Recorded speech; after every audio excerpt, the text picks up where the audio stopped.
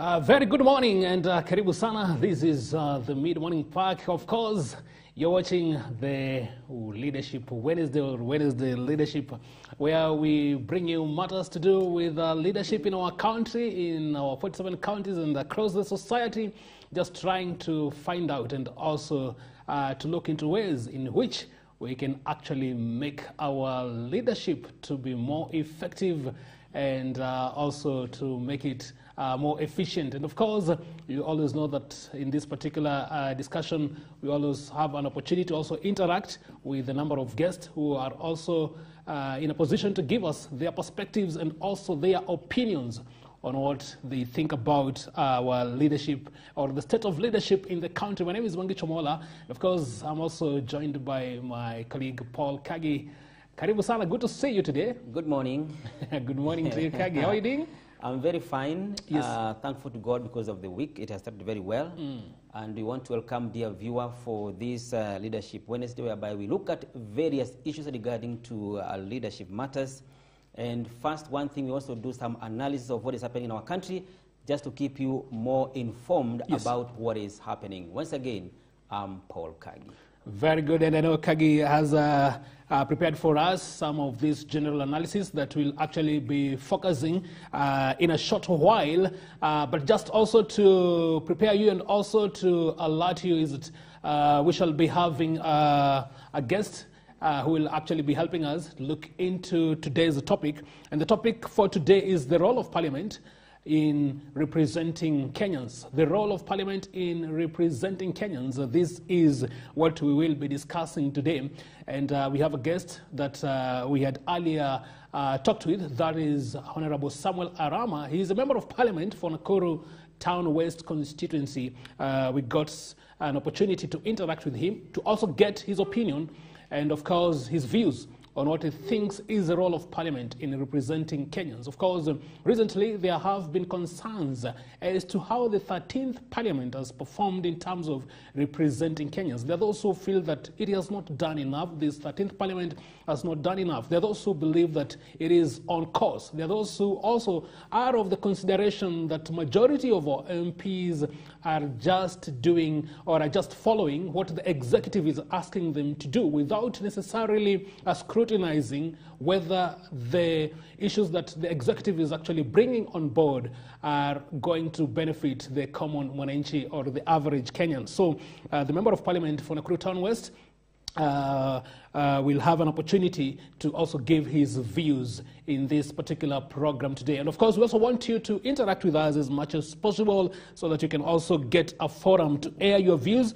to air your opinions on the same. And of course, there is a question that we have put out for you. I want you to share your ideas and to share your thoughts and your feelings. We are asking you today, are you satisfied with the performance of your Member of Parliament so far? Are you satisfied with the performance of your Member of Parliament so far? Now, you know whether you're satisfied or whether you're not satisfied. If you're satisfied, why do you think you're satisfied? Is it that there are quite a number of development programs that you can be able to see in your constituency, and of course those development programs have made you to be satisfied, or they've made you to be excited, and of course you can give your Member of Parliament a thumbs up? Maybe there's nothing that you've seen ever since your Member of Parliament was elected into office, and you're wondering what is going on, what's wrong with your Member of Parliament. You can also share with us that, no, me in my constituency, I'm not satisfied. There's nothing tangible that I can witness so that I can actually say something is happening in my constituency. We want to hear your opinions. Of course, later on in the program, our reporter Vincent Kimtai also got an opportunity to interact with a number of Kenyans on this particular subject, and we'll also get to listen and also to watch what Kenyans are also thinking about the role of Parliament in representing Kenyans. Stand by for such a captivating discussion and interaction in your mid-morning pack. But for now, Paul Kagi, what else has been making headlines across this 1 week? Right, before we go to the topic of the day, we have two major issues. Number one is the issue of Mavoko evictions, which is in all headlines, be it in our traditional print and even in the social media, whereby Kenyans are expressing their dissatisfaction with what is happening within our Machakos County, whereby there has been a very, very, very, very maybe challenging and irritating demolition, which was emanated from the court order sometimes few days ago. And by yesterday, some leaders, including some members of parliament, are supposed to be grilled by the Anti-Corruption Authority, even some police officers regarding to the eviction. And many people are asking questions, why was this done so fast? Only remembering that before the elections, during campaigns, the president himself and the deputy had promised such a thing will never happen again in this country. Mm-hmm. And people are challenging, why these 360 degrees on this matter? Mm-hmm. And if you go to the scene, people are crying because of the shock of the demolition. And there's one thing that is coming up by yesterday, that the East African Port and Cement has advertised sale of some land adjacent to where there was eviction, and it was said that those people who are evicted are going to be given first priority to be able to buy land. And when I was trying to evaluate that statement, I was asking myself, if you have ever bought land, there is a room whereby you can be able to agree with someone who is selling land that you can be able to swap the parcels of land. For example, if your land is in Mombasa and mine is in maybe Machakos, we may decide that we may swap the land because the land office has those procedures. And therefore, people are asking, why demolish people's homes? And then today you tell them, here we demolished your home, we have another parcel of land here, please, we give you the priority to be able to buy this land. So the question is, where do these people get money to buy this land? Number two, already they are traumatized by the demolition of their parcels, of their homes. What confidence do they have to buy the adjacent land while the already land which they were living on, they have been chased away? The other question which is being raised is, why did the East African Port and Cement make a lawful procedure to be able to talk with these people they are evicting that we want to evict you? So what we need to do, can you kindly interchange the parcels of land, all right? And therefore, there are many questions which are coming up, Mangicho, more than answers. Yes. And we are yet to understand what happened. We are yet to hear the position of the president and deputy president regarding to this situation. And also, we want to hear how opposition is going to pursue this matter, because they said something must be done to be able to help these guys to settle down. Again, the issue of balancing the affordable housing and demolishing houses is also not adding up. So more answers are needed here. Sure, Kagi, quite a horrible situation that we've experienced as far as that particular issue is concerned. And of course, one can just imagine what is going through those thousands of families that were affected by these demolitions. And of course, so many things are rising as a result of these. And of course, the issue of politicizing the entire exercise is also there. But again, the issue of humanity is also important to actually also be looked into, because there are those who are raising the issue, or there are those who are raising the concern that these people who had already bought these particular parcels of land had already been warned, they had already been told, they had already been cautioned that this land was a public land. But then I think it's just that someone somewhere, maybe Kagi, did not do what is it that they were supposed to do. There is a very likelihood that there are very, very many public officials, leaders, officials in different sectors that one way or another might have colluded, might have actually violated the laws, and maybe conned some of these Kenyans to actually buying this particular land. But then I totally agree with you, because the president, the deputy president, as they were campaigning for the elections, and I think even maybe in their early days after the election, they are quoted as actually saying that in the or in their leadership, in their governance, they are not going to allow, they are not going to just stay behind and watch Kenyans just being evicted in a very cruel manner, like the one that we've already seen. Because in as much as these people maybe had not actually bought land that is legitimate, but just trying to imagine the kind of investment that has actually been put into that particular exercise or into that particular place, you just don't want to imagine what is it that is actually going through the victims. Where do they begin? Where do they start? So I think the issue of actually looking at the plight and the humanity aspect of the entire issue is very, very important. Maybe we are just now going to wait, but I think too little, maybe because already the structures are down. Yeah, and there's one person Kenyans should start taking interest in, the CS for Trade, Moses Kuria. Yes. If you could remember November last year, he cautioned these people at Mavoko that if you guys who are living here, there is going to be some evictions here. Exactly. And nobody took interest. You remember the other day, the same CS told us that Kenya should embrace themselves for the hiking of fuel prices. It has happened again. Are you going to regard him, quote in quotes, the prophet of so of the issues that you're going through in the government? Yes. From now henceforth, yes. I think if there is something that we need to take caution to, is CS Kuria. Yes. That personally, if says anything, I'll be very keen. Yeah. In the dailies today, they have really given an elaborate summary of what they are saying, how to avoid falling victims of frauders, because this thing is happening in our country now and then. Okay. Many people are experiencing huge loss because of the land frauders, and they have given a good elaborate on how you should be able to avoid it. For example, you should do ground verification, do research at the land registry, pay land rates, land map you check, sale agreement, land control board, which is very, very key in selling land.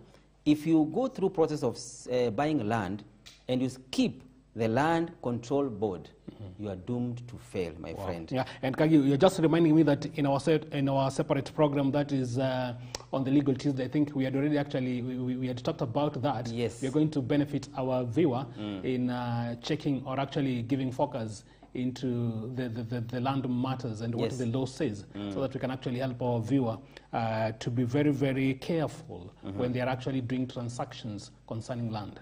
All right. We can look at another matter here. Yes, maybe we can look at one more before we bring our guest for today. Yes, Kawira Mwangaza is back again in the limelight, but not regarding to maybe the issues of positive, again negative issues, whereby the MCAs have really declared this guy must leave because of what they're saying, some 7 violations of the Constitution. And the governor has written to Senate and invited the Senate Devolution Committee to be able to visit the county and reconcile between the governor, the deputy governor, and the MCAs before this matter lands into court. Yes. Or into the Senate. And if you could remember 10 months ago, that is the last year in December, there was a similar activity in the county where the governor was being evicted or being impeached by the MCAs, and the Senate came in handy to rescue him. And you could remember some few months ago, the DP himself said he's not ready to be able to be tangled again in the issue of the Meru County. And therefore, we are waiting to see whether the Senate Devolution Committee is going to visit the county and if they are going to reconcile the 3 groups or not, and if this matter is going to land into Senate, is the Senate again going to rescue Governor Kawira? I think things are not really looking very, very promising in the county government of Meru Kagi, because it is not the first time, and it's like now it's a leadership that is just affected, and it's just a leadership that is just surrounded with a lot of quagmire that might really affect and jeopardize the development programs and, of course, the harmony and actually the undertakings in that particular county. And I think it is high time that maybe we those who are actually in those particular county and other stakeholders that in one way or another are concerned should actually up their game so that we can actually have some humble time and some smooth running of the county government of Meru, because at the end of the day is the Meru voter who is actually going to be very, very much affected. Remember, these are just leaders jostling to be able to find out who is it that can actually win. And at the end of the day, it is the common mwananchi that is actually going to be affected. So I think it is quite unfortunate that things are working the way they are working in the county government of Meru. All right. Yes, and I think so much for that. Just as we had promised you, our dear viewer, is that we had done a discussion earlier on with the Member of Parliament for the for Nakuru Town West constituency, that is Honorable Samuel Arama, on the subject that we're going to discuss today, and that is the role of Parliament in representing Kenyans. And of course, he gave us his views, and we want to get part one of what Honorable Arama said, and then of course we can continue with our discussion. Remember, we are also inviting your views and your opinions. We are asking you, are you satisfied with the performance of your Member of Parliament so far? Give us your views on 23814, that is for the shortcut platform, and of course you can also join us on our social media pages. For Facebook, that is MBCI TV, and for YouTube, that is MBCI TV Official. If our director can now give us that particular interview with Honorable Samuel Arama. Naam, shukrani sana mtazamaji, hujambo na karibu. Bila shaka unatazama runinga yako ya MBCI na kipindi ni cha The Mid Morning Pack. Mtazamaji, unajua kwamba ni kipindi chako ambacho kinaangazia masuala mbalimbali ya uongozi katika nchi yetu ya Kenya. Na kama vile ambavyo tulikuwa tumekujuza na mwenzangu Paul Kagi, ni kwamba katika kipindi chetu cha siku ya leo tumeweza kupata nafasi ya kuweza kufanya mazungumzo na mbunge wa Nakuru Magharibi mjini, Mheshimiwa Samuel Arama, kuhusiana tu na masuala kadhaa, masuala nyeti katika nchi yetu ya Kenya. Tuweze vile vile kupata mtazamo wake kuhusiana na masuala haya, na vile vile kukupatia nafasi ya kujumuishwa na vile vile kushirikishwa katika mazungumzo haya. Shukrani sana kwa kuwa pamoja nasi, na vile vile karibu sana tunapoendelea na mazungumzo haya. Bila shaka vile vile tunakutolea mwaliko uweze kutupatia maoni yako na vile vile hisia zako kuhusiana na masuala ambayo tutakuwa tunayangazia. Mheshimiwa Samuel Arama, karibu sana na shukrani sana kwa kuwa nasi tena siku ya leo. Asante sana hapa kwangu. Na kushukuru sana umefika ndio tuongee maneno kadhaa ile tumeona kwa nchi. Karibu sana. Karibu sana hapa kwangu. Asante, tunashukuru sana vile vile kwa kupata nafasi nyingine. Najua mara ya mwisho tulikuwa tena tumefanya tu mkao hapa kwako na tukaangazia masuala kadha wa kadha. Kuna mengine ambayo ulisema labda baada ya muda fulani tutaona mabadiliko. Leo utakuwa unatuambia kama kuna mabadiliko ambayo yamefanyika. Na vile vile kuna mengine ambayo yameibuka, pia tunataka kuweza kusikia hisia zako. Lakini vile vile mtazamaji, kumbuka unajumuika nasi kupitia 23814 ndio nambari yetu ya arafa fupi, na vile vile unaweza ukawasiliana nasi kupitia mitandao yetu ya kijamii. Mtandao wa Facebook unatupata kwenye page yetu ya MBCI TV, na vile vile kwenye YouTube moja kwa moja unaungana nasi katika mtandao wetu wa YouTube, anwani ikiwa ni MBCI TV Official. Moja kwa moja tutakuwa tunakushirikisha katika mdahalo wetu wa siku ya leo. Tuanze tu na kile ambacho kimetokea tu hivi majuzi, tena ongezeko la bei ya mafuta. Mheshimiwa, kuna vile ambavyo labda ni hali ambayo wengine wanasema kwamba iko katika hata sio nchi yetu peke yake, lakini hata katika mataifa mengine. Lakini Mkenya wa pale kawaida ama Mkenya wa kawaida bado anashangaa ni kwa nini serikali labda haifikirii mambo ya kuweza kuwaruzuku ama kuweza labda kuwatafutia njia za kuweza kuokoa Kenya wa kawaida kuhusiana na masuala haya.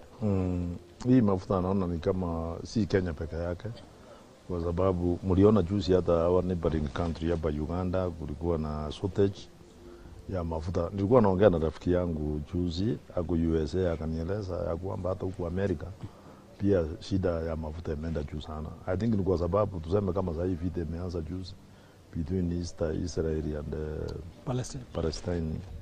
Hii mafuta unajua inatoka bande hiyo ya Uarabu. I think ni shida kubwa itaendelea. Hata Moses Kuria alisema wakati fulani vile watu walikuwa wanakasibu, yeye alikuwa amesema hii mafuta lazima itaendelea kwenda juu. Hata akafanya mchezo tu akasema kama enda chimba mafuta yako, watu wakapiga kelele sana. Lakini kusema ukweli ni kwamba hii mafuta iko namna hiyo kila nchi barani Afrika na hata huku the whole world iko shida. Lakini I think at the end of the day what the president was saying, ile pesa ilikuwa inapeana kwa serikali ndio mafuta inarudi chini, ndio imekuwa shida pia, kwa sababu pengine mimi naona kama hii hakuna hiyo pesa. So the only option remaining, watu watavumilia, tuendelee kuona kama hii mafuta iko wakati maybe itafika rudi chini. Lakini at the moment watu wanalia sana. Na moto wanalia sana. Wanalia. I'm one of them also, kwa sababu hata mimi naweka gari mafuta. Leo nimeenda kuweka mafuta hapa town, nikakuta imefika 217 hapa town. Mahali ingine nimeona is 219, nimeona mahali ingine is 222. Kusema ukweli hiyo ni shida kubwa. Lakini kumaliza hii shida, I don't know what we will do. The government must sit down, uone vile hii maneno ya mafuta itarudishwa chini. Pia watu wanalia kusema ukweli. Na wakilia namna hiyo inakuwa ngumu sana hivi we pretend. Unajua itakuwa mzuri nikuja kusema atupipa yapi. Watu wanalia kuhusu mafuta mbaya sana. Including even myself. Gari yangu ile kubwa nilikuwa naenda naye Nairobi, sasa naweka kama 22,000 kuenda Nairobi na kurudi. So na hiyo hata nikufika tu na kurudi. I think hii maneno ya mafuta yameleta shida, hata kama si hapa peke yake. Mtu ya kawaida huku chini uweze kumweleza, mwambie ya kwamba serikali inaendelea kufanya mzuri. It did not be possible because apart from all watu sisi tunaweka gari mafuta, pia iko wale watu wanapanda public means kuenda from one place to another. Ile watu pia lazima gharama iende juu. Somebody was telling me that ila analetea gazeti hapa asubuhi, I used to pay 50 bob, sasa ameniambia ni 100. So kwa hivyo kubeba mtu kutoka tuseme kama ni hapa London kumpeleka town, it used to be 50 bob, sasa imekuwa ni 100 because gharama imeenda juu. What has happened?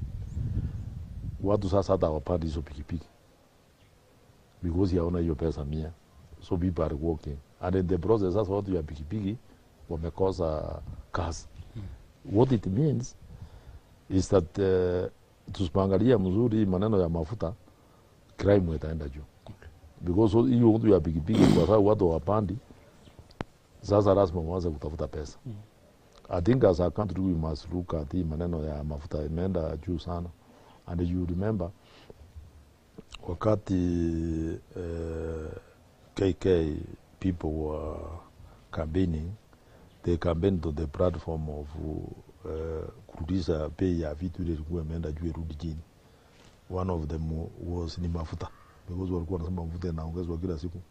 Hapa Kenya mafuta inapita Kenya naenda Uganda is cheaper than here. Okay, as much as hii shida imekuwa globally, I think as a country we must sit down and see how we can reduce these prices and the genie. I'm a supporter of KK, I support the president, I support this government. But at the same time, watu kujini wakilia, I also represent the people. So when you find the people wanalia, I cannot pretend that they are not crying. I must pass this message that hii maneno ya mafuta, serikali ekae chini ione kama itarudi vile walikuwa wanafanya zamani. People are in problems, and I've said kama hakuna watu wanapanda pikipiki sasa zitakuwa zinakaa hapo, those people will start kutafuta pesa, na kutafuta pesa ni wizi. So I think it's a problem which we need to address as a nation, not as KK but as Kenyans. Mheshimiwa, na ukiwa mbunge unafikiri kwamba swala kama hili ni swala la dharura ambalo labda and by the way, you know, let me tell you, hii serikali hata kama Azimio ingechukua, hata kama Raila angekuwa president, the same issue could have been where we are. Tusidanganyane. That ni hata kama Raila, you know, that's what the opposition is saying. You know, they are blaming the present government. But what I can say, hata kama Raila angekuwa president ya Kenya or anybody else, still the same problem ungekuwa. Because it's something which is global, is in the world. So hakuna kitu ile ungesema Raila angekuwa president angerudisha price ya mafuta chini. know, that's why I'm saying that we must come together as Kenyans, tuwaje maneno ya machama, tuwaje maneno ya kuambiana kuitana majina, because hata kama Raila angechukua kuwa president ya Kenya, bado hii maneno ya bunge ilikuwa bado. Wakenya wangependekeza ama wangetarajia kuweza kuona uongozi pale bungeni, kwa sababu wabunge ndio wako na uwakilishi wa mwananchi wa moja kwa moja. Unazingatia vipi ama unafikiria vipi Moses Wetangula na mwenzake Amason Kingi katika mabunge yote mawili wanafaa kuitisha hivi vikao vya dharura, Wakenya waone sasa bunge linajadili swala hili la ongezeko? The speaker does not need to call parliament. This parliament is on every other time. See, the other day tulikuwa tunapiga kura tukasema tuongeze taxi kwa mafuta, because serikali pia haiwezi kuendelea bila taxes. And this is what I'm saying, that if these taxes can be raised tufanye maendeleo. I sit in the transport committee. And ile pesa inaitwa pending bills, ile inatakana kulipwa contractors ndio warudi wakaenda kufanya kazi, ni pesa mingi sana. How does the government raise this money? They must raise this money from people. There is no country which can do anything without raising taxes. But what I'm saying here is that if they again raise too much, I think the best thing which we should do is that as Kenyans, you know, the problem which we have an opposition, people who are in the opposition, who are portraying this government very negatively on anything. Yani tuseme is like kama wangekuwa hapo, and it's normal. Ni kama Azimio ingechukua, wanasema ati vitu wangerudisha chini. Wangefanya nini? Ile kitu wangefanya kama wangechukua watueleze ni gani, kabla hatujaanza kusema. You know me, I was in Azimio. I'm a Jubilee member of parliament. But I don't just criticize for the sake of doing it. I'm trying to think what could Azimio have done kama hao ndio walishinda kura. Wangefanya nini?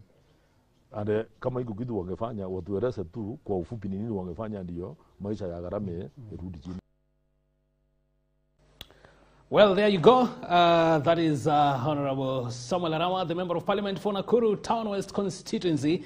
Of course, in an earlier discussion or interview that we had with him concerning the role of Parliament in actually representing Kenyans. And of course, Kagi, he has actually started with, of course, what again we saw in the last few days again. The price of fuel is still shooting up.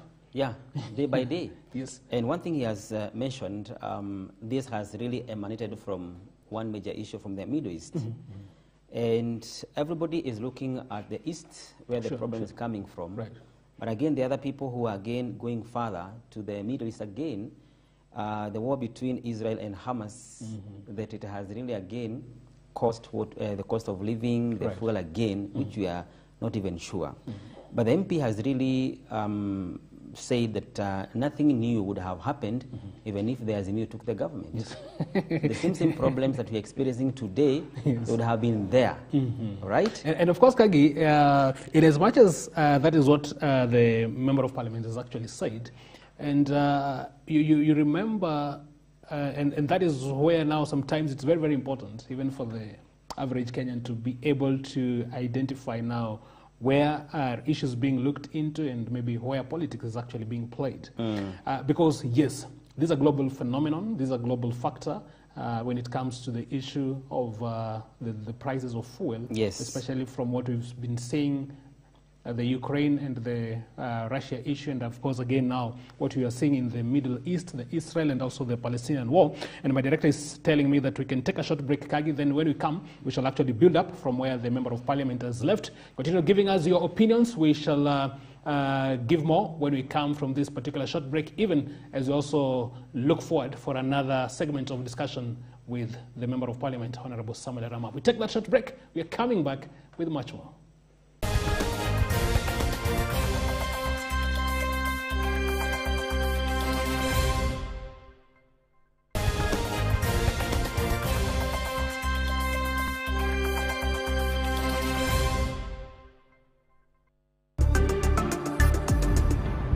MBCI Television, transforming lives. Mkarara kulingana na wewe ni nini?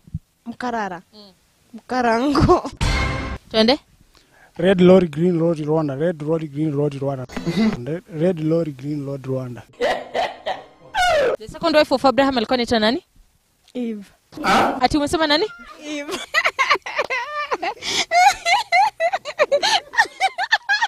Nataka unispelie neno bouquet. Twende. B-O-U-Q-U-E.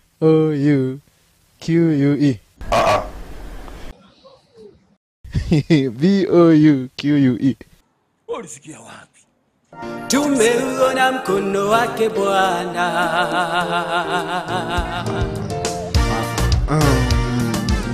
Mungu mazuri tumeyaona. Mungu umetenda. Akweli umemweza.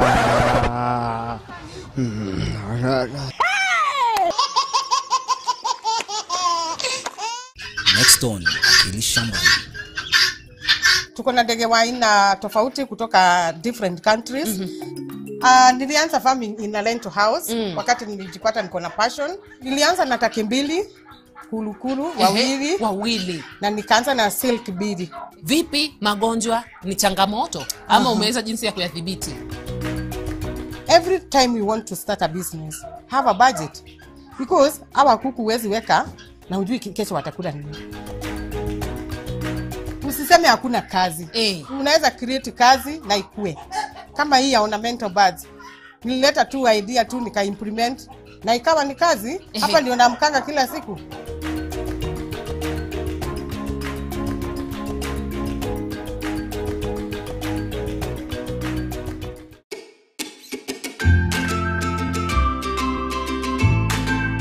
This Thursday we are at Astorian Gardens, which is in Eldoret. It's in Eldoret town.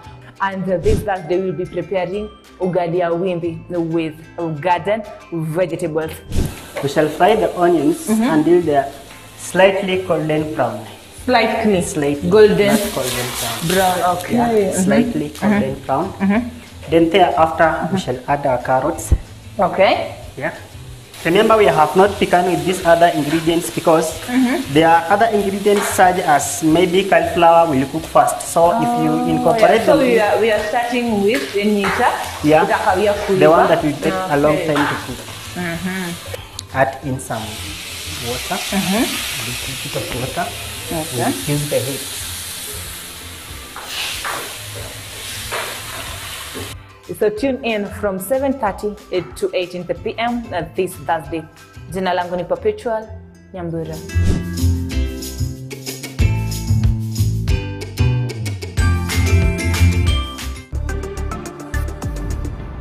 MBCI Television, transforming lives.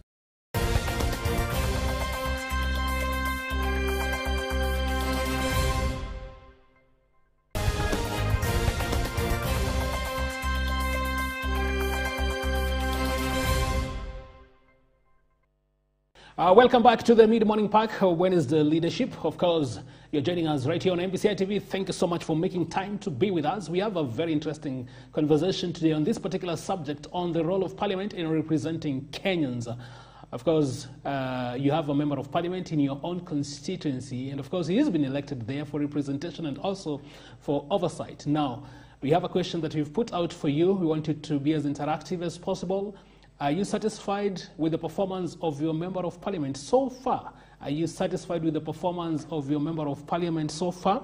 You can begin to give us your views, your contribution, 23814 for our shortcut platform. Then, of course, our social media pages are wide open. For Facebook, that is MBCI TV. And then for YouTube, that is MBCI TV Official. Of course, during this particular program, we also have segments where we did an interview with Honorable Samuel Arama. He's a member of Parliament for Nakuru Town West constituency, also getting his opinions and also his views on what he thinks is a performance and the role of Parliament as far as this particular subject is concerned. Of course, as we continue, we'll also get another segment where he's also talking about matters development, and we'll be able to hear him what he thinks as far as development is concerned. Of course, in line with our discussion. But Kagi, of course, just before the break, Of course, we've aired the first segment with the Honorable Alarama, but we were talking about this particular issue on the prices of fuel actually being affected globally. So it's not just a local phenomenon or only affecting our country. But there is a question that maybe quite a number of people have actually been asking Kagi, in as much as we have this problem globally, but locally, is there a way, are there strategies, are there means that we can be able to see and say that, okay, we have this particular problem, it is global, but back at home, these are the things that we are doing, at least to manage. Yes. It's possible. And to answer that, Mangicho, a few days ago there was a report on how Ethiopia, which are our neighboring countries, and sometimes they rely on our infrastructure to be able to ferry fuel in their countries. They are selling fuel far much lower than we here. And even guys from the borders between the Ethiopia and Kenya, they are going there to buy fuel at a lower price as compared to the borders, those filling stations at the borders. The difference is so huge, 50 shillings, 70. And the question still remains, what are we doing that our Ethiopians are not doing? If you don't have an idea, then they are our neighbors in the East African community. We should go and buy leaf from them. What are they doing that they are lowering their fuel, and it is maybe not affecting their people as compared to us? There are many things that we can do. Sometimes we exaggerate things, especially because of the free market, right? Because when we have the free market again, everybody has a free will to do everything. And the issue of also buying fuel at Dubai companies need to be relooked, because the initial plan to have Dubai companies on board is to caution Kenyans on the high cost of fuel. It has not changed anything. The way we are buying fuel from the Arab countries and from other Eastern countries, the equation is the same. And therefore, we need to relook at what is happening and involve everybody. Exactly. And of course, you know that Parliament now is a very integral, of course, part. It's a very integral sector as far as representation is concerned. And I think maybe even one of the issues, and that is actually during this particular interview, I wanted to get from the Member of Parliament, because now these are the people that are actually mandated in determining and also maybe coming up with the laws, coming up with the motions that especially will be geared towards helping Kenyans, towards seeing that maybe Kenyans are cushioned in case we have such very, very tricky or very, very difficult scenarios like maybe the ones that we are having. For example, what is it that maybe Parliament can come up with? What are some of the laws that maybe they can come up with? What are some of the issues that maybe they can come up with and say, okay, yes, this is what we are having. This is the situation. Of course, it is global. But now for our context here in Kenya, what is it that maybe we can be able to do? And of course, it has the mandate. And you know, once Parliament maybe passes a particular law, then that is actually what is supposed actually to be to be forwarded. So there are those feelings, there are those concerns from many Kenyans that maybe Parliament has been very mum, or it has been very quiet. We are not hearing quite a number of issues being represented or being actually given, tabled in Parliament as far as a subject like this one is concerned. And if you look at the current Parliament as compared to the previous Parliament that we had, we can easily attest that the current Parliament is losing quickly its sovereign power. And you see, the three arms of government must be independent. The legislature must be independent, work independently. The Parliament, the judiciary must be independent, and the executive. But this does not mean that they should not work together. They should work together. But every arm of the government must be independent. If you look in the days of the Speaker Marende and the Speaker Kaparo, Parliament, although it was composed of some guys from the government, it was more sovereign, it was more independent when it was executing its role as compared to the current Parliament. And I wish speakers Wetangula and Kingi, they should also learn from their colleagues. even though the parliament is composed of majority from the government side. Yeah. As you had said, according to the question, the role of the parliament is representation. That is the first role. And if they don't come to interrogate the situations that are going on in the country, who else is going to interrogate? They are standing in for us. They are the lawmakers. Yes. For example, the issue of selling the parastatus. We don't know what happened, but they okayed the privatization. Again, the issue of fuel, they would have interrogated deeply on the companies that were involving. The parliament can take a session and discuss on how we can be able to enchain ourselves from this, maybe the hiking of fuel, which, according to Kuri again, is going to happen per month. And therefore, you said that you're going to witness this as far as February. That is 2024, when I think a liter of petrol will be retailing at 260. If I cannot. So Parliament must come in and help us to be able to have a conversation as a country. How are we going to deliver ourselves from this situation? Because as the MP had said, if you look at the situation as per now, many small-scale businesses are closing down. Right. And that is where many people are. You know, the economy can be based on the small-scale entrepreneurs. Again, he is saying, if this issue is not checked, because many people are losing their revenue, then the issue of insecurity is going to be rampant. Exactly. And actually, those are the things that now we are expecting that, of course, we can now be able to hear our honorable members of parliament raising them. Correct. In the floor of the house, that situation is not good. Back in our constituencies, what is it that maybe we can be able to do? And I think even as we continue, we can also get another segment where we also talked with him, still on relation to the role of parliament. Yes. And of course now looking also at the issue of development. Okay. So now that we have this particular parliament, how far have they gone with the issue of development? Because development also is in line with the representation. So we'll also get that particular opportunity to also get what is it that Honorable Samuel Arama, that is a member of parliament for Nakuru Town West constituency, what is his opinion, what is his feeling in as far as development is concerned? So my director is telling me this segment is also ready. We can have a look at it even as we prepare also to come back and also do some analysis from that particular interview.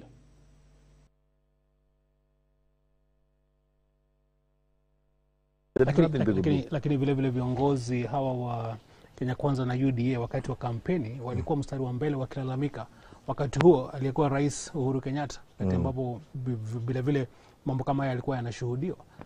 Wacha nikwambie, unajua ukifanya campaign sometimes unaweza sema, you know, what can you tell the people you want to win an election? Sio na wareso unasema tutarudisha chini. Muone kama mtapata, lakini kama angepata atueleza, atuambie angefanya nini ndio arudishe chini. Mheshimiwa, unamaanisha kwamba wakati ambapo viongozi wanafanya kampeni sio kwamba wanasema ama wanaahidi mambo ya ukweli? No, ya ukweli unajua utasema utaenda kufanya. You know, I remember the first time wakati I was fighting for this seat of Nakuru Town West. I only said the things which by God's grace it was done. Nilikuwa nimeambia watu ya London walikuja hapa kwangu, tukakaa hii nyumba kukua hapa, tukakaa watu wengi kama watu 1000 hapa. Wakaniambia sasa kukucha hapa ni shida mheshimiwa, utatutengeneza utuwekee rami. Ningegurai I've told them no. I said taweka rami. Na ukaweka. No, by just chance. You know, sometimes unaweza sema na ukose. Kwa sababu mimi niliweka wakaniamini, wakasema hii kuli alikuwa ametuambia ataweka rami. But what I'm saying is that most of these things, when people are campaigning, they say things which you think you are wrong to do. Like, I don't think William Ruto ako na nia mbaya kwa hii nchi yetu ya Kenya, because William Ruto ni mtu ametoka chini akapanda mpaka amefika huko juu. So yeye hawezi kusema anapanda huko juu na akose kusaidia. It's only that is beyond this control. Maneno kama ya mafuta cannot control. Ndio baadhi ya viongozi maneno ya mafuta cannot control. Lakini vitu zingine anajaribu. You know, mimi nimekaa na William Ruto not only this time when I've won the third time. Nimekaa na William Ruto even before. And I've even started with him at this kwa hii mula hii tuko naye hii tukienda State House. And you know, he's the only person nimeona anakaa na members of parliament wote wale wamekuwa elected from all the parties across the political divide. Right.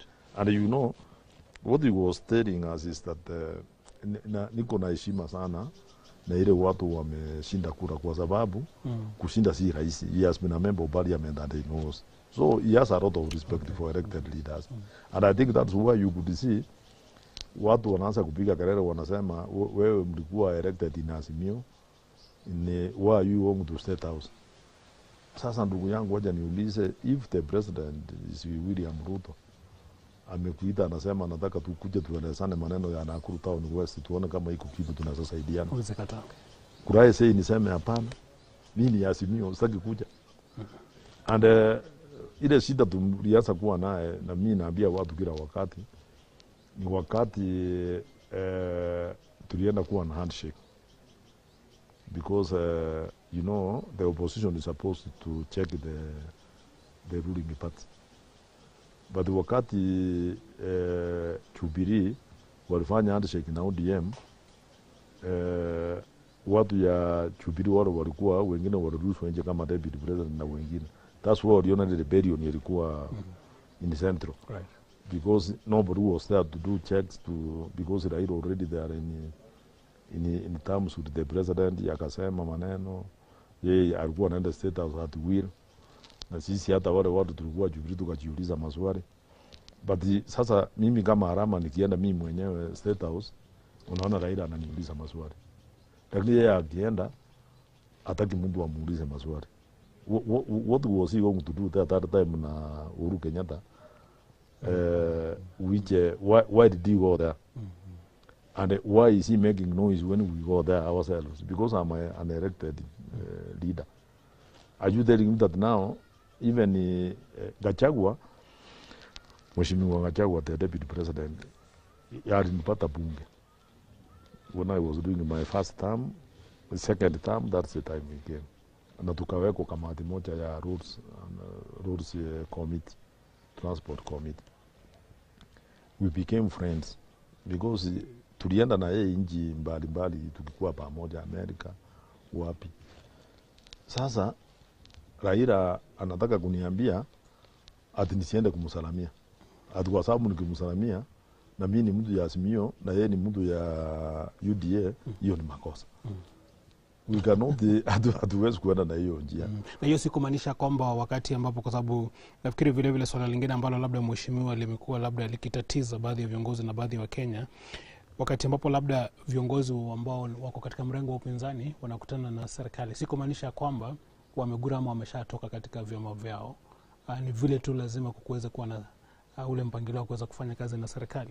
No, sasa utafanya na nani? Unajua ile kitu mimi sijawahi kuelezwa na hii watu ya opposition.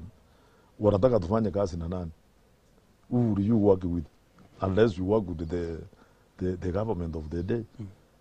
Because the government of the day ndio wako na serikali. So, for example, if I want some tuseme kama mimi nataka kama saa hii nataka tukate some sub-locations. Nikienda kwa Raila nitapata kweli? Kana hiyo watu Raila niende kumweleza nimwambie Nakuru Town West nataka tukue na sub-location fulani. Urite help me. Lazima niende niambie William Ruto, niambie Gachagua, nimwambie nataka tusaidiane hapa. Na hao wamesema mzuri sana. That's why the president alikuwa ameenda juzi Luo Nyanza. And he said that hii nchi nyinyi nyote you belong to Kenya and I'm the president of Kenya. So development will go everywhere in this republic. And unajua watu wengi hawajaelewa what Gachagua is saying. Watu wanampigia kelele, wanasema ati mtu ni mkabila. What Gachagua is saying is that once you form a government, the people are going to work in that government in the positions. They must come from those people supported. You are supported.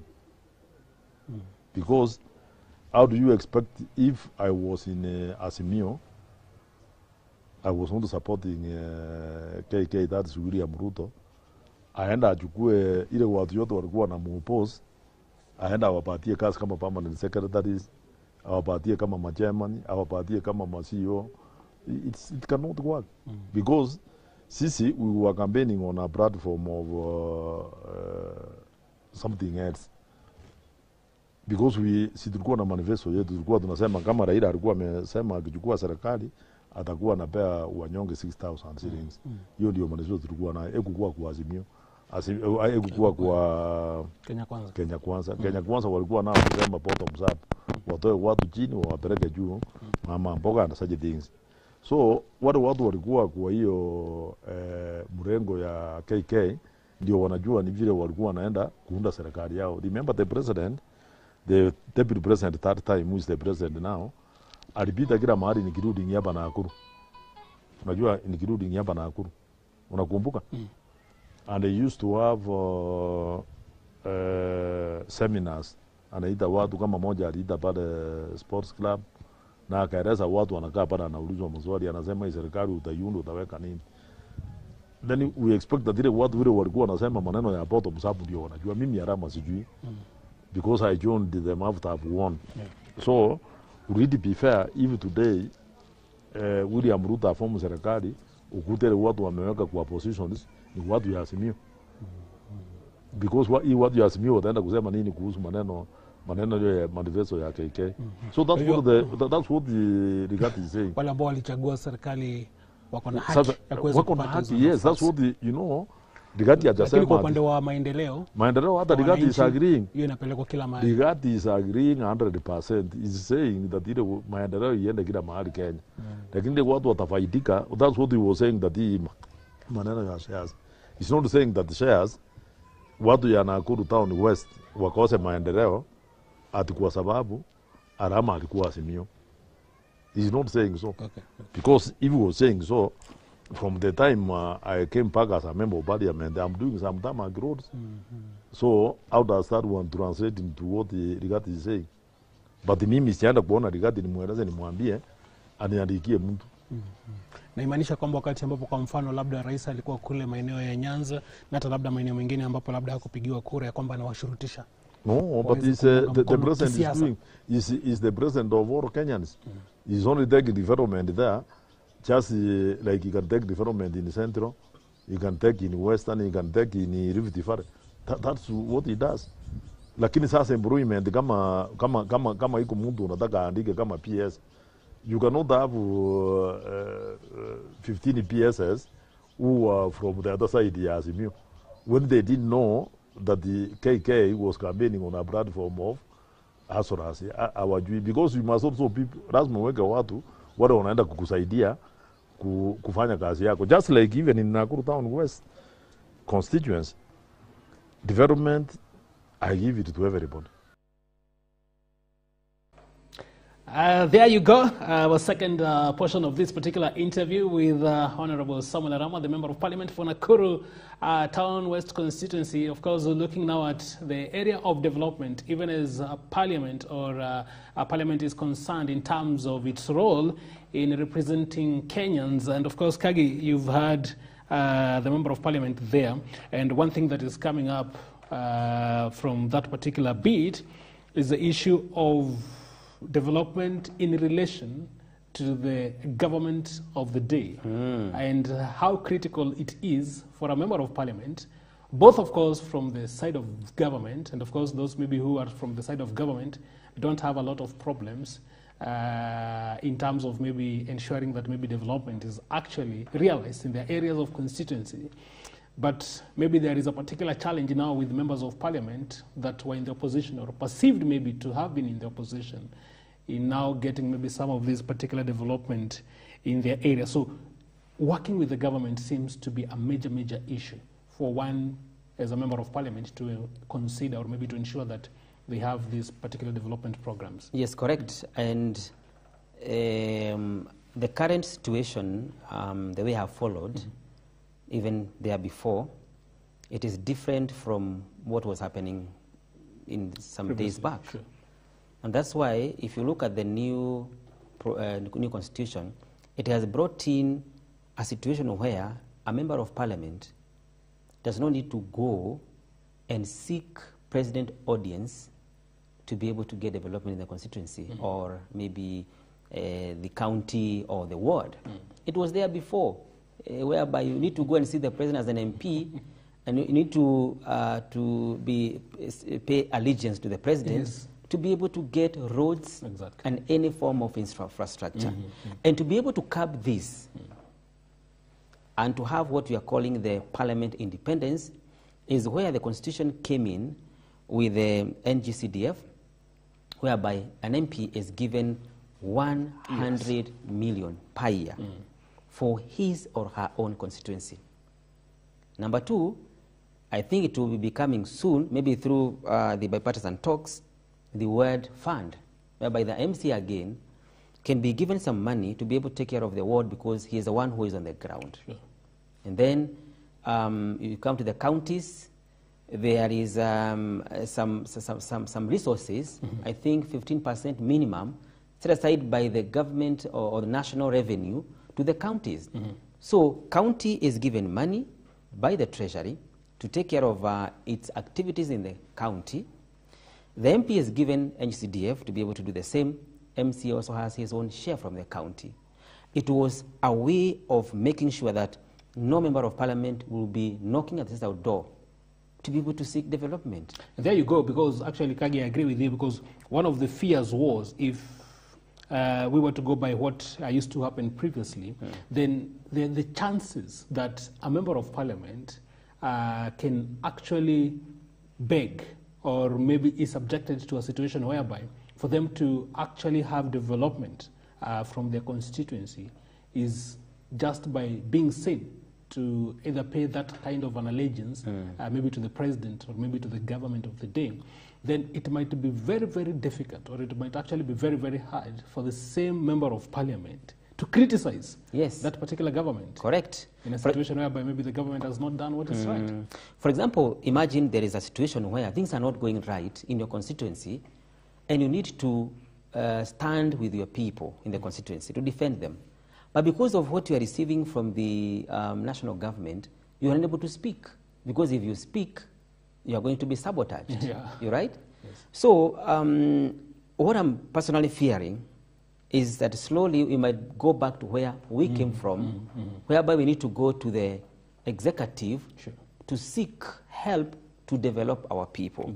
I think it is also a disadvantage to the public. Because once the government is in place, it's no longer, for example, a KK government or a Azimio government. It is a government for everybody now because elections are over, and therefore people should serve everybody. What is needed is there are some maybe situations whereby you need some kind of help from the government that are not within your jurisdiction as a member of parliament. You can go and seek president for help. Or maybe there are major partners who are coming around. You can go and seek some help. But as per the situation right now, we need to allow that freedom of the finances and development to continue. Yes. All right? That independence is very, very important. And of course, we'll pick up from there, Kagi. But I think meanwhile, we also have that particular segment that we bring you during this particular program, and that is where we join our reporter, that is Vincent Kimtai, who does a great job of going and getting into the streets and also getting the opinions and the views of Kenyans regarding to the subject that we are talking about. And of course, he also went and got a number of Kenyans who also gave him their opinions on what they think about the role of parliament in representing Kenyans and whether they feel that the parliamentarians have actually done a great job. Vincent Kimtai, let's get what Kenyans are saying.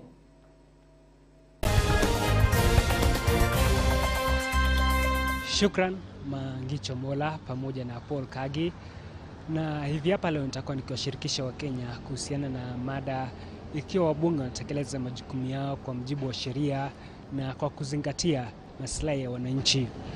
Hii ni baada ya madai kuibuka kutoka kwa Wakenya na baadhi ya viongozi hasa wale wa upinzani wakisema kwamba wabunge ambao wamechaguliwa katika uchaguzi wa mwaka uliopita wamekuwa wakitekeleza majukumu au wakipitisha miswada mbalimbali kwa kujali maslahi yao binafsi bila kujali maslahi ya Wakenya huku nchini. Ni hapa leo na washirikisha Wakenya kuhusiana na mada hiyo, tukaweza kusikia wana yapi ya kusema kuhusiana na swala hilo. Kwa majina naitwa Crispinus Kuku, mkazi wa Nakuru.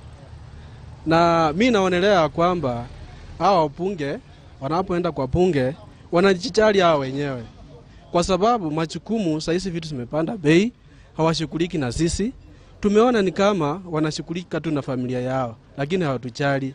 Vitu zinapanda bei, mafuta yamepanda bei, unga iko juu, kila kitu, lakini hata hakuna kazi. Hasa mimi ni mfanya kazi wa mjengo. Imagine kuanzia asubuhi nimetafuta kazi sijapata. Na sasa jioni nitakula nini? Na hao watu hatujali, vitu vimepanda bei. Hiyo sio vizuri. Wakienda kwa bunge, hao ni kukaa tu na kuongea vitu sawa.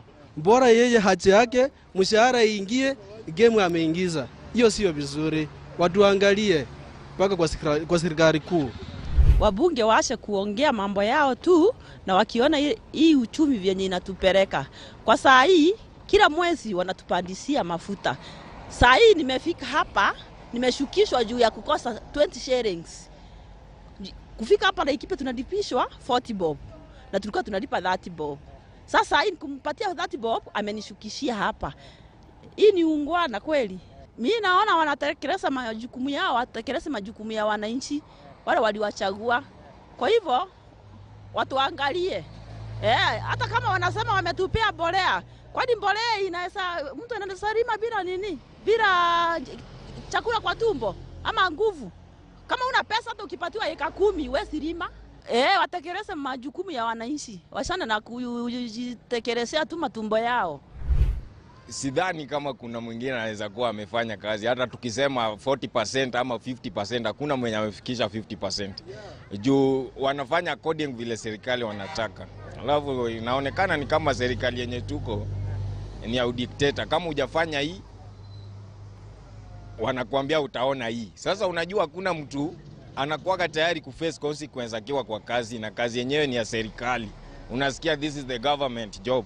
Sasa lazima ufanye hiyo lazima ufanye vile inatakwa. Hata kama ikuwe mbaya ikuwe mzuri. Like hizi bills, unaona bills hii inatumiza. Na walipitisha wakiambiwa usipo. Nimekaa chini naangalia.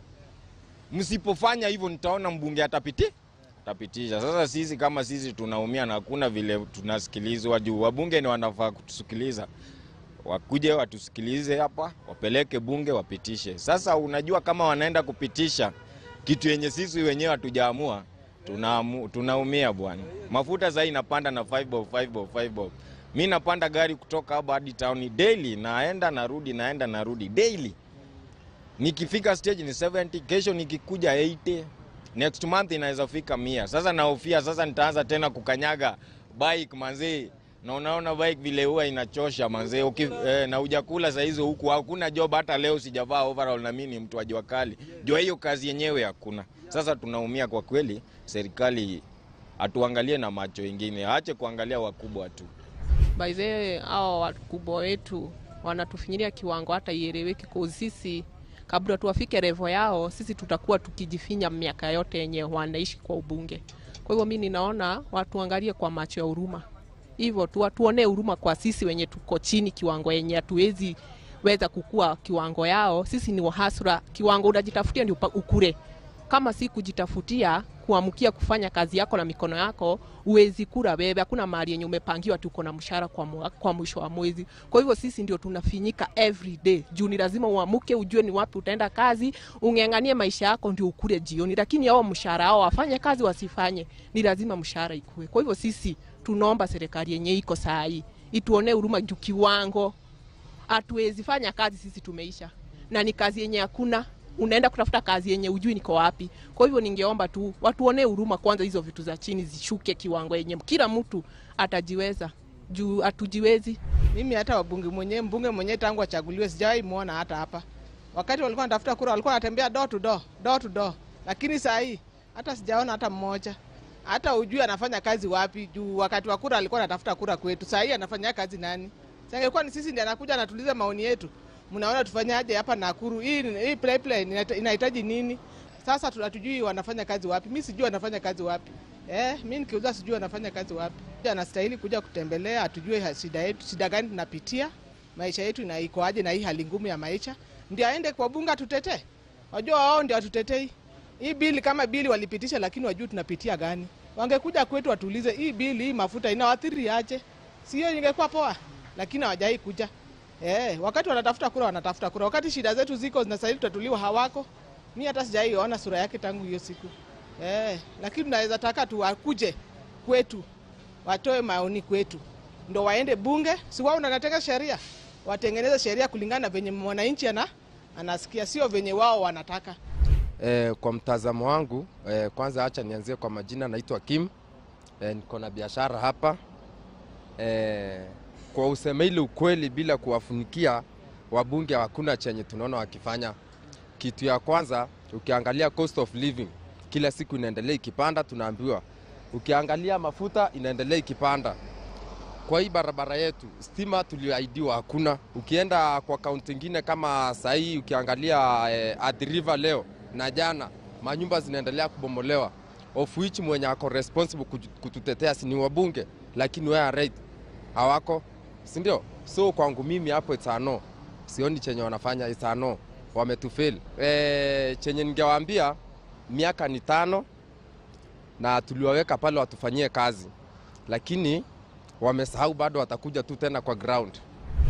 Maoni yangu ninaona kuwa when wamechaguliwa, let them work independently, sio katika msukumo pengine wa mtu fulani ambaye amewapa hiyo kiti, but because kila taasisi tuseme imejisimamia, so sio kuangalia pengine this party ama this party, but what is the constitution saying, what is nyinyi ambao kama tuseme wa MPs umechaguliwa kwenda pale parliament, nini unahitaji kutekeleza kwa wananchi ambao wamekupeleka pale, si kwa sababu mtu fulani amesema hii na hii na hii, but according to me ni vile utekeleze vile sheria inasema. Hawafanyi maamuzi kulingana na mwananchi vile anafaa kutunzwa, wanajitegemea wenyewe. Sasa wabunge ni wakunje wachuge wananchi, waache kujiriria wenyewe na waache kufuata maamuzi ya venye wanaambiwa. Unajua sawa ndio wako kwa ground, waangalie vile mambo iko kwa ground. Unajua wao kwa huko wajui mambo watu wanaumia huko chini. Sasa wanafaa wakuja kwa ground waone vile mambo iko ndio wafike huko watetee wananchi. Kagi pamoja na Mangicho ni maoni ya Wakenya hayo kuhusiana na swala la majukumu ya wabunge katika bunge la kitaifa, ambapo tumeona asilimia kubwa wakisema kwamba wabunge wanapaswa kutekeleza majukumu yao kwa kuzingatia maslahi ya wananchi, kwani wao ndio waliweza kuwachagua na kuwapa nafasi hizo ya kuweza kuingia kwenye bunge. Hata hivyo vile vile tumeona pia Wakenya wakisema kwamba wanapaswa kuhakikisha kwamba gharama ya maisha inapungua. Wengi wameongelea kuhusiana na swala la gharama ya maisha, wakisema kuwa kupanda kwa gharama ya maisha, wabunge wanapaswa kuwatetea kuhakikisha kuwa gharama ya maisha imeweza kupungua. Nikiripotia Mid Morning Park, MBC TV, jina langu ni Vincent Kimutai.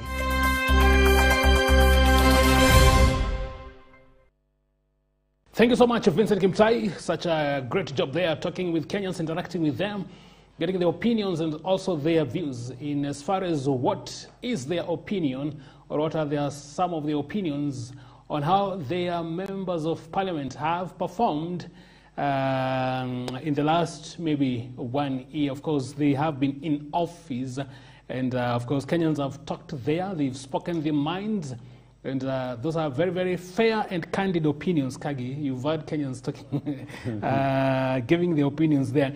And maybe I've picked quite a number of points, but maybe the common ones there are, first of all, there are quite a number of Kenyans there, and there is actually one lady there who has actually said that I have not seen my member of parliament. The absent MP? Yes, absent MP. And she's actually giving this particular point in relation to how some of these member of parliament are very common when it comes now to the campaign period. I'm told that even some of them can actually even come and take tea with you in your house. Yeah, it's very common. Just to ensure that they get that one That vote, one which vote. is very important. But now it is quite unfortunate that most of Kenyans will see them again towards the end of 2027, or maybe in 2027 when we'll be having the next general election. This is not a common scenario in our country, whereby you elect a leader, especially an MP, and then you never see him or her again. It has been there. It's been there. But the problem also begins with when you are doing our campaigns or before election, whereby most of our countrymen They elect their leaders knowing very well behind the mind, after elections, we're not going to see this guy again. People know that. So it's not a big deal to say the MP is not available, because we are aware most of them don't come back after that. Sure. Number two, when they are coming to campaign for us, as we are taking tea together with them in our homes, they don't come home empty pocket. They come with something big. They come loaded. And we don't refuse to take it. And we don't refuse. There was one time when there was a campaign somewhere, and it was my first time to witness people being given money some years back. And that candidate was coming. I was operating business somewhere that time. Yes. And that member of parliament was moving, that candidate was moving door to door in business premises, giving 1K, 1K, 1K. You see? Can you imagine? Yes. Okay. And therefore, and he was saying, you used to hear rumors, if you don't elect him, he's going to come back for his money. And was given personally. And therefore, can you imagine? Then there's someone who is not going to come for his money he gave you, but he's saying, once I am elected and I gave you money, I have to go and pay back exactly what I used. And maybe that is why, that could be the reason why we don't see them on the ground once they are elected. And maybe Kenyans are wondering, because the issue of representation now comes in again. It is difficult for these members of parliament to represent you, because now what they are doing, especially maybe in the very first days or in the early days of their leadership, is they're trying now to get back. What is it that they spent? Because most of them do campaigns that run into millions of money, hundreds of millions of shillings. Yes. That they have, first of all, to ensure they return, so that maybe they can also, which is quite unfortunate. Unfortunate. Yes. And I was asking myself question when the news was continuing, why do our MPs again fail to come to on the ground? And if you listen to most of them, they fear the situation where when they come on the ground, their homesteads turn to become another scenario whereby everybody is coming to seek for money. Yes. And they're lining up hundreds, 200 people, 300. Everybody needs some financial support. Yes. And therefore, MP, when you look at your pocket, what is in your pocket, and what people are going to ask from you. Yes. Kagi, my director is telling me that we can get our final segment with Honorable Samuel Arama. We also looked at this particular matter also in relation to bipartisan talks that have actually been taking place at the Bomas of Kenya, and what his opinion is on whether some of these deliberations that have been happening at the Bomas of Kenya can in one way or another help or actually reinforce or actually even enhance the development in our constituencies. We can get to that particular final portion of this particular interview. Maneno ya pasali inapeana kila mtu. Hapa kwangu kila mtu anakuja. Whether I know did vote for me, whether I know you are talking bad about me, once I've won, I'm a member of parliament, you come here, you tell me your issues. But you cannot tell me that ile pesa yangu sasa nikipata, ati sasa nikupatie na wewe najua ulikuwa unanilima hapa. Hapana, hiyo nitakwambia hiyo pesa yangu hapana. Lakini ile pesa, haki yako ni ile pesa ya serikali. Lakini kusaidiana on personal level, that one I cannot. And you know, that is how everybody in this country or the world, that's how people live. So I cannot say that the Gachagua is trying to tell people, he's not saying that the shares in terms of giving development to people who didn't vote for this government. He's only saying that the kasi zingine lazima, because iko watu unakuta mtu anataka kwenda. I can give you an example of a member of parliament who was my colleague called Washiari. Washiari ya kwenda kusimama kura. Alisema yeye atafanyia, atasaidia William Ruto ndio Benjamin Oshel alikuwa mbunge wa Mumias. Mbunge wa Mumias. Sasa tumechukua serikali. Wamechukua. Unataka kusema na iko mtu mwingine alisema yeye atafanyia Azimio. Mimi na ajubiri member of parliament, but immediately I won the elections. The president talked to me, congratulated me. Akasema Mheshimiwa Rama, congratulations, you have won. Tulikuwa tunajaribu kukutoa. Congratulations. Ukipata nafasi kuja tuongee. when I ordered nafasi nina nikaongea naye watu wakauliza Arama ameenda kufanya nini, because I think William Ruto respects the elected leaders across the board. It doesn't matter. Unaona hata watu wengine wanakuwa wanaongea mbaya wanasema nini, lakini ikikuwa hiyo wanawacha. Angalia what is happening in the Bomas about this talks, you know, inaendelea huku where Kalonzo and Ichung'wah they are co-chairing that partisan talks. Wakati imefika that the government is supporting the use of official opposition seat, unaona mtu anapiga kelele, si kila mtu amenyamaza. And you know this seat is the one we are creating is going to be catered for by taxpayers. Maana kama hii mumeraisi maneno ya petroli mnasema hata ile because of official opposition leader will be Raila, will be given government, it will be paid salary. It's going to form a parallel government anyway. Na kumaanisha kwamba wakati ambapo labda tuko na kiti kama hicho ama nafasi kama hiyo mheshimiwa, ambacho labda kamati hii ya mazungumzo inapendekeza, inaweza ikasaidia, kwa sababu kufikia sasa kuna baadhi ya Wakenya ambao wanahisi kwamba mapendekezo ambayo yanatolewa na kamati hii ni ya kuwasaidia na kunufaisha wanasiasa, lakini sio Mkenya wa kawaida. Yes, that is what I'm talking about. When it is benefiting the opposition, they are very happy, they are keeping quiet. Hakuna mtu anaongea. Sasa hivi kianza kusema si mzuri watanilima waanze kusema Arama anasema nini. But the fact of the matter is these talks, they are only there to create a position for Raila and his people. I'm waiting to see how when he's going to form the opposition government, what type of people will put there. I'm telling you for free, if you give me a paper today ni kuandikia ile watu wataenda kupata hiyo serikali ya opposition, I will tell you ni wakina nani. Hii watu hapa chini hakuna mtu watapata. Wakina Oparanya they will get, wakina Cho they will get, wakina Kalonzo they will get, wakina Martha Karua, wakina Kioni. Sasa wanaongoja. Hii hakuna mtu anapiga kelele. Lakini Rais William Ruto alikuwa amenukuliwa akisema ya kwamba yeye hawezi kushirikishwa katika mchakato wa kuwatafutia watu wachache kazi. No, what the president is saying, which I also agree with him, is that, you know, somebody like Raila, who got almost the same number of votes like him, he needs to be somewhere. Because, you know, when he's idle, he becomes, I don't know whether I can use which word.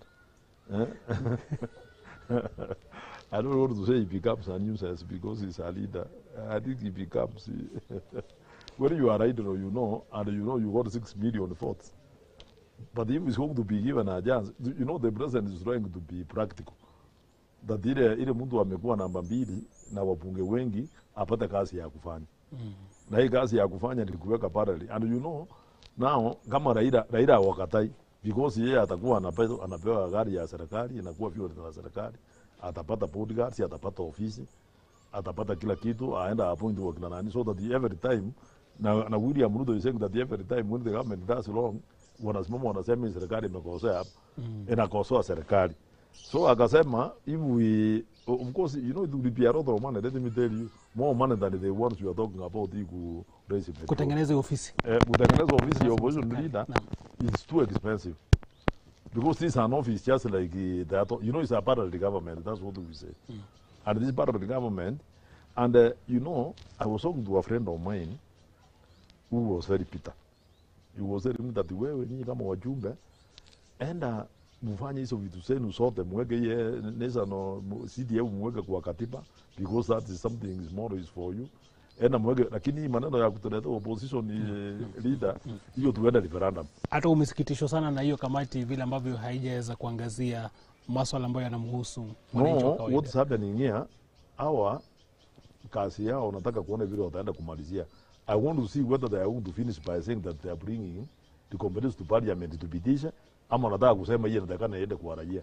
One of the ones I wanted iende kwa raia ni hiyo the creation of an office of opposition leader. Alafu sasa kama mimi because I will oppose it,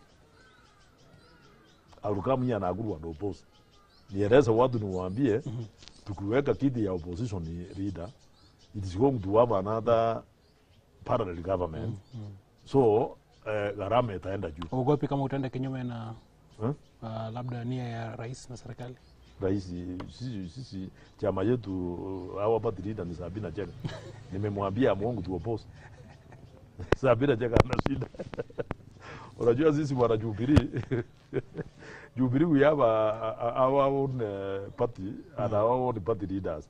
The Secretary General, the Nganini. Kwa hivyo mnaweza mkachukua msimamo wenu? No, sisi tutaita BG. Tuenda tuseme, I would suggest that actually we have called one on the 23rd. 23rd of this month. We have called our PG. And you know, I'm the one who has called it. Because I'm the whip. So nimesema I'm the leader of the National Assembly members.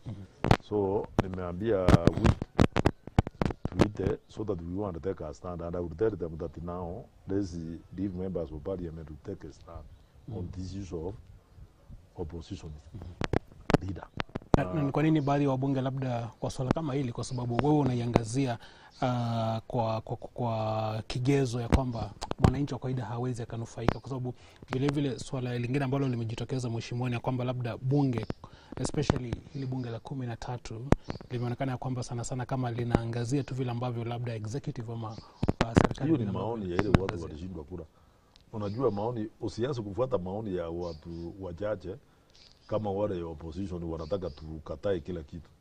That is an issue which people who are in the opposition that are portraying members of parliament in the 13th parliament that they have been put by the executive, simply because they lost and they want us to say no in everything. I want to see whether they would not have a PG and say that we want to support your PD or opposition leader. I want to see whether they would have and say that go and vote the way you want. You will see they would call members, he was and Mukubali, simply because they are benefiting. So if there's a bill which is in parliament, which I'm seeing that they can benefit my people and the Kenyans, I don't need to say no. I would say yes. But sasa ukienda kusema na mwenyewe wanasema umenunua. Wacha nikuulize mdosi. Ni pesa gani unaweza nunua hii pesa wanasema, because here somebody was saying that these members wakienda wanapewa 100,000. How many hundred of thousands will you be given so that you, because see kila siku unapewa, kila not every city at least once. Are you telling me 100,000 for someone like me unasema 100,000 unaweza uniambie ati hiyo ndio inafanya niseme vile unataka? Kwani mimi siwezi kuona pesa yangu? Vile ambavyo umesema kwamba wakati ambapo labda kitu kama hiki kitakuwa labda kinataka kuweza kutengenezwa, kitawanufaisha tu labda viongozi wachache sana. Na vile vile kwa sasa unafikiria kwamba kuna baadhi ya majukumu ambayo serikali inafanya, ama kuna baadhi labda ya mambo ambayo serikali inafanya ambayo labda iwapo inaweza kuacha inaweza ikasaidia labda kuweza kupunguza gharama ya maisha vile ilivyo kwa sasa? But si wamepeana guidelines, hata sisi bunge wamesema tusitembee sana. You know that guideline is the government gave. It wants to cut some expenses on unnecessary trips. I think this is one of them. And tunasema hata sisi wabunge tumekubali, tumesema hiyo ni sawa kwa sababu ndio tukate gharama iendelee kwenda chini. The president is in China and is going to China because one of the things he's going to do, which I'm aware of, ni maneno ya kupata pesa ya mabarabara. Because I sit in the transport committee and wakati tulikuwa bunge, wakati tulienda State House, he talked about it.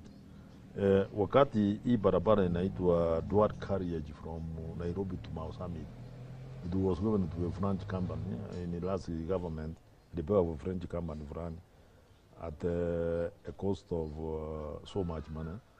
But China, they are negotiating with the president to see whether, and you know what the president said that we are going to lose by paying some penalties, but we will save so much money because the prices were exaggerated at that time.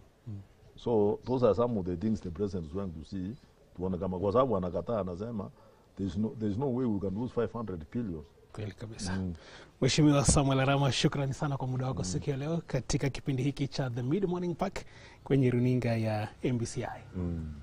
Na ndivyo hivyo basi mtazamaji, ni mazungumzo ya moja kwa moja na mbunge wa Nakuru mjini Magharibi Mheshimiwa Samuel Arama kuhusiana tu na hali ilivyo katika nchi yetu ya Kenya na kuweza vile vile kupata mtazamo wake katika masuala haya nyeti kabisa. Moja kwa moja tunarejea upande ule mwingine wa studio. Jina langu ni Mangicho Mola. Yeah, that's our final portion of this particular interview that we had with the Honorable Member of Parliament for Nakuru Town West constituency. That is Honorable Samuel Arama Bwanakagi.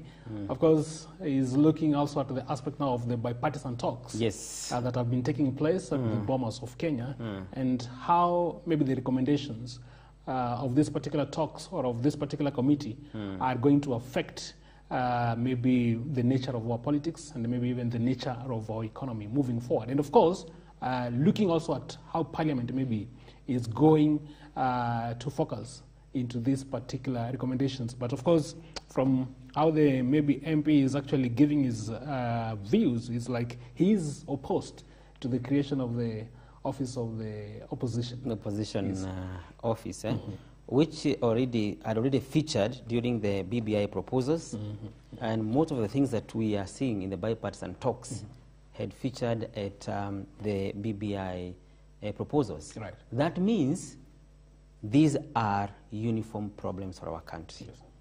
If we had some problems in the previous regime that we wanted to amend, it was not possible.